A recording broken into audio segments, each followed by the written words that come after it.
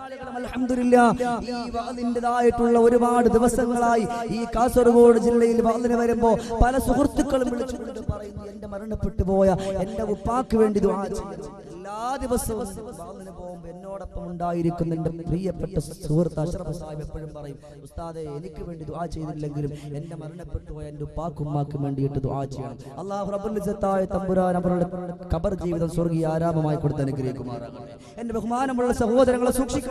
അതുകൊണ്ട് മാതാവിന്റെ പിതാവിന്റെ പൊരുത്തമില്ല എങ്കിൽ അവന്റെ ജീവിതം ഇസ്ലാമികപരമായിട്ടുള്ളതാവുകയില്ല. മുഹമ്മദുർ റസൂലുള്ളാഹി സ്വല്ലല്ലാഹു അലൈഹി വസല്ലം അതുകൊണ്ട് അവരുടെ പൊരുത്തം വേണം. രണ്ടാമതായിട്ട് അല്ലാഹുവിന്റെ റസൂൽ പറയുകയാ, മുസൽമാന്റെ ജീവിതത്തെ സംബന്ധിച്ചിടത്തോളം അവൻ പലിശയുമായിട്ട് ബന്ധപ്പെടാൻ പാടില്ല. അല്ലാഹുവിന്റെ റസൂൽ പറയുകയാ, എന്റെ ശബ്ദം ശ്രവിക്കുന്ന മുഗ്രാല് പുത്തൂരുകാരോട് എന്റെ പ്രിയമുള്ളവരെ, സ്നേഹത്തിന്റെ വിനയത്തിന്റെ ഭാഷയിൽ ഷമീർദാരി പറയുകയാ, ഒരിക്കലും പലിശയുമായിട്ട് ബന്ധപ്പെട്ട ഒരു ജീവിതം നമ്മൾ ഉണ്ടാക്കിയെടുക്കല്ലേ. രാജ്യത്താണെന്ന് പലിശയ്ക്കുന്ന കാശെടുക്ക, ഏറ്റവും നല്ലതുപോലെ കഴിയുക. ഗൾഫ് രാജ്യത്ത് നിൽക്കുന്ന എന്റെ പ്രിയപ്പെട്ട ഉപ്പാ, നിന്റെ മക്കളുടെ ഉദരത്തിലേക്ക് അവിടെ നിന്ന് പലിശന്റെ കാശെടുത്തുകൊണ്ട് അയച്ചു കൊടുക്കല്ലേ. അത് ഹറാമിയത്തിന്റെ മുതലാ. ഏറ്റവും കൂടുതൽ നല്ലതുപോലെ പലിശന്റെ കാശെടുക്കാൻ നമ്മുടെ ഇവിടത്തേക്കാളും സുലഭം ഗൾഫ് രാജ്യങ്ങൾ. അവിടെ നിന്ന് കാശെടുത്തിട്ട് ഇവിടെ നിന്ന് മക്കളുടെ സ്കൂളിന്റെ കാര്യം പറയുമ്പോൾ, ഭാര്യ വസ്ത്രത്തിന്റെ കാര്യം പറയുമ്പോൾ, അവിടെ നമ്മൾ ഒരിക്കലും നമ്മുടെ ജീവന് അല്ലാഹു തആല നല്ലൊരു ആഫിയത്ത് ഇട്ടേക്കുന്നിടത്തോളം കാലം എന്റെ ശബ്ദം ശ്രവിക്കുന്ന ഓരോരുത്തരും മനസ്സിലായിക്കോ, പലിശയുമായിട്ട് ബന്ധപ്പെട്ട ഒരു ഇടപാടും നമുക്ക് വേണ്ട. പലിശയുമായിട്ട് ബന്ധപ്പെട്ട ഒരു ഇടപാട് നമുക്ക് വേണ്ട. അല്ലാഹു പറഞ്ഞല്ലോ, എന്താ പറഞ്ഞത്? ഖുലൂ മിൻ ത്വയ്യിബാതി, ഞാൻ നല്ല ശുദ്ധമായതൊക്കെ ഞാൻ നിങ്ങൾക്ക് നൽകിയിട്ടുണ്ട്, അതിൽ നിന്ന് നിങ്ങളൊക്കെ ഭക്ഷിക്കുക. അല്ലാഹു തആല പറയാ, അയ്യുഹല്ലദീന ആമനൂ ഖൂ അൻഫുസകും വഅഹ്ലീകും നാറാ വഖൂദുഹൻ നാസു വൽ ഹിജാറാ ഖൂ അൻഫുസകും, സ്വന്തമായി നിങ്ങൾ സ്വന്തമായി നിങ്ങൾ ഒരിക്കലും ഹറാമിലേക്ക് പോകരുത്. പിന്നെ മാത്രമല്ല വഅഹ്ലീകും, നിങ്ങളുടെ ഭാര്യ, നിങ്ങളുടെ മക്കൾ, ആർക്കൊക്കെ നിങ്ങൾ ചിലവിന് കൊടുക്കുന്നോ അവരെ മുഴുവനും നിങ്ങൾ സൂക്ഷിക്കണം. എന്തിൽ നിന്നാ? അന്നാറാ, നരകത്തിന്റെ പടുകുഴിയിൽ നിന്ന്.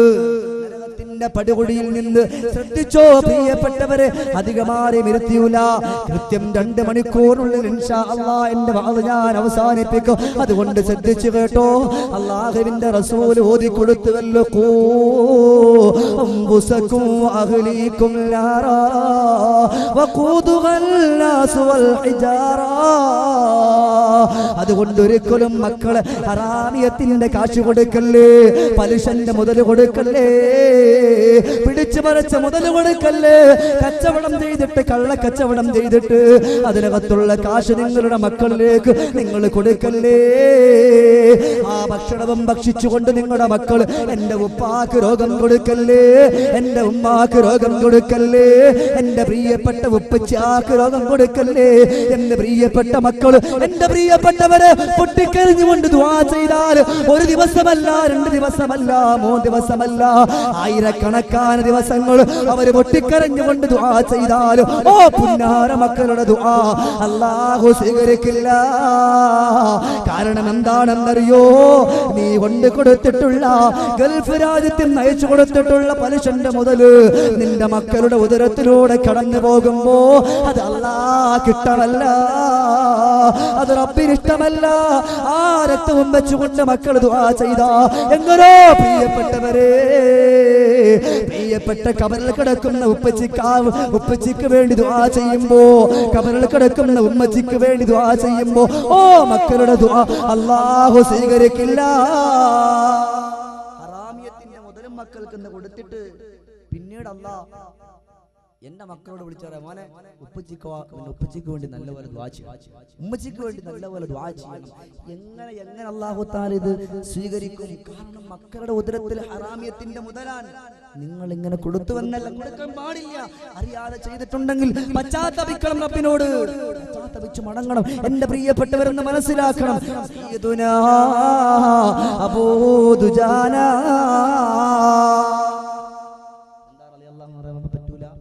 അപ്പുറത്തെ വീട്ടിലുള്ള പിന്നെ അബൂബക്കറുടെ പേരല്ലേ പറഞ്ഞു.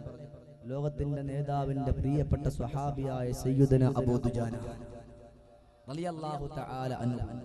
പാവപ്പെട്ടവനാണ്, നമ്മളെ പോലെ സാധു മനുഷ്യനാ. അന്ന് ജോലിക്ക് പോയാൽ അന്ന് കിട്ടുന്ന കാശ് കൊണ്ടാണ് മക്കളുടെ ഉപജീവനം നടത്തുക. ഒരു ദിവസം നബി തങ്ങൾ നോക്കുമ്പോ നമസ്കാരം എഴുന്നിട്ട് ഓട്ടത്. ഒരു ദിവസം അള്ളാഹുവിന്റെ റസൂൽ സല്ലല്ലാഹു അലൈഹി വസല്ലമ തങ്ങൾ സ്വഹാബാക്കളോട് പറഞ്ഞു, സ്വഹാബത്തെ, ഇന്ന് അബൂ ദുജാന ഇവിടെ എഴുന്നേറ്റ് ഓടുകയാണെങ്കിൽ അബൂ ദുജാനെ നിങ്ങൾ പിടിച്ചെന്റെ മുമ്പിൽ കൊണ്ടുവരണം. സ്വഹാബാക്കൾ വിളിച്ചു ചെന്നു. അബൂ ദുജാന റളിയല്ലാഹു തആല അൻഹു നമസ്കാരം കഴിഞ്ഞിട്ട് അവിടെ നിന്ന് പതുക്കെ എഴുന്നേറ്റു. നമസ്കാരം കഴിഞ്ഞ് പതുക്കെ എഴുന്നേറ്റു. ആ എഴുന്നേറ്റ സമയത്ത് സ്വഹാബാക്കൾ ഒളിച്ചിരുന്ന് പൂട്ടിട്ട് ഒറ്റ പിടിച്ച് അള്ളാഹുവിന്റെ ഹബീബിന്റെ മുമ്പിൽ കൊണ്ടുവന്നു. നബി തങ്ങൾ ചോദിച്ചു, അബൂ ദുജാന, നിനക്ക് നിന്റെ റബ്ബിനോടൊന്നും ചോദിക്കാൻ? അള്ളാഹുവിന്റെ റസൂൽ സല്ലല്ലാഹു അലൈഹി വസല്ലമ തങ്ങൾ ചോദിക്കുന്നു, അല്ല അബൂ ദുജാന, നിനക്ക് നിന്റെ അള്ളാഹിനോടൊന്നും ചോദിക്കാനില്ലേ? അബൂ ദുജാന പറഞ്ഞ മറുപടി നമുക്കൊരു പാഠമാകണം. എന്താ മറുപടി? കണ്ണുനീരോലിച്ചത പറഞ്ഞതാണേ നബിയേ, ഏറ്റവും കൃപ തൂകിയ ആ പൂനിലാവേ, വേദന നിറഞ്ഞതാ കരഞ്ഞു ഞാനേ, ഉടനെ നൊമ്പര പറുദീസയിൽ ആലിഞ്ഞു ഞാനേ. പഠിച്ചോ എന്റെ മുഗ്രാല് പുത്തൂരുകാരെ, പലിശന്റെ മുതൽ നമ്മൾ എടുത്തിട്ടുണ്ടോ? എന്റെ പ്രിയപ്പെട്ട പെങ്ങളെ, മക്കളുടെ സ്കൂൾ ആവശ്യത്തിന് വേണ്ടിയിട്ട് ഇന്ന് സ്വർണം കൊണ്ട് പണയം വെക്കുന്ന, ഇന്ന് വണ്ടി സീസി ഇട്ടെടുക്കുന്ന എന്റെ പ്രിയപ്പെട്ട ചെറുപ്പക്കാരാ, മാസാമാസം പൈസ കൊടുത്തുകൊണ്ട് അടച്ചു തീർക്കുമല്ലോ എന്ന് പറഞ്ഞുകൊണ്ട് വണ്ടി സീസി ഇട്ടെടുക്കുമ്പോ അത് ഹറാമിലേക്ക് പോകില്ലേ? സ്വർണം പണയം വെച്ചിട്ട് അതിന് വേണ്ടിയിട്ട് പലിശ കൊടുക്കുമ്പോ അത് ഹറാമിലേക്ക് പോകില്ലേ? എന്നാൽ പഠിച്ചോ, അബൂ ദുജാന റളിയല്ലാഹു തആല അൻഹു അല്ലാഹുവിന്റെ റസൂലിനോട് പറയുന്നു, യാ റസൂലല്ലാഹ്, എനിക്ക് 2 മക്കളുള്ള കാര്യം നബിയേ താങ്കൾക്കറിയുമല്ലോ നബിയേ. ഒരു ദിവസം ഞാൻ ജോലിക്ക് പോയാ, ഒരു ദിവസം ഞാൻ ജോലി ചെയ്താ, അന്ന് കിട്ടുന്ന കാശ് കൊണ്ടാ എന്റെ പ്രിയപ്പെട്ട മക്കൾക്കും എന്റെ ഭാര്യയ്ക്കും ഞാൻ ചിലവിന് കൊടുക്കുക. 1-2 ദിവസമായിട്ട് എനിക്ക് ജോലിയില്ല നബിയേ, എനിക്ക് തൊഴിലില്ല നബിയേ. അതുകൊണ്ട് എന്റെ ഭാര്യ പട്ടിണിയില്ല, എന്റെ മക്കള് പട്ടിണിയില്ല, എനിക്ക് ജോലിയില്ല. അതുകൊണ്ട് എന്റെ ഭാര്യയും എന്റെ മക്കളൊക്കെ പട്ടിണിയിലാണ്. അതുകൊണ്ട് എന്റെ ഹബീബായ റസൂൽ അവിടെ നിന്ന് മനസ്സിലാക്കണം. മാത്രമല്ല, അപ്പുറത്ത് യഹൂദിയായ ഒരു മനുഷ്യന്റെ വീട്ടിന്റെ അകത്തേക്കുന്ന ഈത്തപ്പന മരത്തിൽ നിന്നും വീഴുന്ന ഈത്തപ്പഴം എന്റെ വീട്ടിലേക്ക് അങ്ങ് തെറിച്ച് വീഴും നബിയേ. രാത്രി കാലത്ത് പട്ടിണി കിടന്നിരുന്ന ഞാൻ എന്റെ പ്രിയപ്പെട്ട ഭാര്യയോട് പറഞ്ഞിട്ടുണ്ട്, പെണ്ണേ, മക്കൾ ആഹാരത്തിന് വേണ്ടിയിട്ട് കരയുമ്പോ, ഭക്ഷണത്തിന് വേണ്ടിയിട്ട് പൊട്ടിക്കരയുമ്പോ എന്റെ പ്രിയപ്പെട്ടവള് അടുപ്പത്ത് മൺകലത്തിൽ വെള്ളം അങ്ങോട്ട് നിറച്ചിട്ട് അതിന് തീ കൊടുത്തിക്കോ.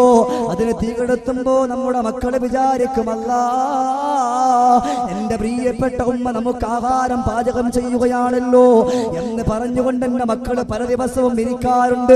ഇങ്ങനെ കാത്തുകാത്തിരുന്നിട്ട് അറിയാതെ ഉറങ്ങിപ്പോകുന്ന പതിവാണ് നബിയേ. ഇനിയും ഞാൻ ഇവിടെ ഇരുന്ന് പോയാ, ഇനിയും ഞാൻ ഇവിടെ നിന്ന് പോയാ എന്റെ പ്രിയപ്പെട്ട വിശന്നുകൊണ്ട് ഉറങ്ങിപ്പോയ എന്റെ പുന്നാര മക്കൾ ഇഴഞ്ഞിഴഞ്ഞ് വീട്ടിന്റെ വെളിയിലേക്ക് ഇറങ്ങും നബിയേ. ഓ, ഈത്തപ്പഴമങ്ങ് പറക്കിയങ്ങ് കഴിച്ചു പോയാ അത് ഹറാമിയത്തിന്റെ മുതലല്ല നബിയേ, അത് മറ്റുള്ളവന്റെ മുതലല്ല നബിയേ. അത് എന്റെ പൊന്നുമക്കളുടെ ഉദരത്തിൽ പോയി കഴിഞ്ഞ എന്റെ റബ്ബിന്റെ മുമ്പിൽ പോയി നിന്നുകൊണ്ട് കൈയും കെട്ടിയിട്ട് ഞാൻ സമാധാനം പറയേണ്ടി വരില്ലേ നബിയേ. അതുകൊണ്ടാണ് ഞാൻ ഇവിടെ ഇരിക്കാതെ ദിക്റിനിരിക്കാതെ ദുആക്കിരിക്കാതെ ഞാൻ എഴുന്നേറ്റ് ഓടുന്നു എന്ന് ലോകത്തിന്റെ നായകനോട് സയ്യിദുനാ അബൂ ദുജാന റളിയല്ലാഹു തആല അൻഹു പറഞ്ഞു. ഇന്നിപ്പോ നമ്മളാണെങ്കിൽ പറ്റൂ അറബി കാണാതെ 10 സോപ്പും കൂടി കിട്ടും എടുത്തിട്ട് കൂട്ടുകാളിയാ നീ നാളെ പോകുമ്പോ എന്റെ ഭാര്യന്റെ കയ്യിൽ കൊണ്ട് കൊടുക്കും. ഒന്നുമില്ല, ഒരു കുഴപ്പമില്ല, ഇൻഷാ അല്ലാഹ് ഞാൻ കൊണ്ടാവാ, അതിനൊരു ഇൻഷാ അല്ലാഹ് അങ്ങനെയൊക്കെ പറഞ്ഞു കൊടുക്കുന്നവരില്ലേ. ആ ഒരു സോപ്പായാൽ പോലും അതിന് ഒരു ദിർഹമാണെങ്കിൽ, അതിന് ഒരു മുട്ടായാണെങ്കിൽ പോലും എന്റെ പ്രിയപ്പെട്ടവരെ, മക്കളുടെ ഉദരത്തിലേക്കോ മക്കളുടെ ശരീരത്തിലേക്കോ നിങ്ങൾ കൊണ്ട് കൊടുത്തു പോയാൽ അത് ഹറാമിയത്തിന്റെ മുതലാണ്. അതിനകത്ത് യാതൊരു സംശയമില്ല. അത് ഹറാമിയത്തിന്റെ മുതലാകുന്നതിൽ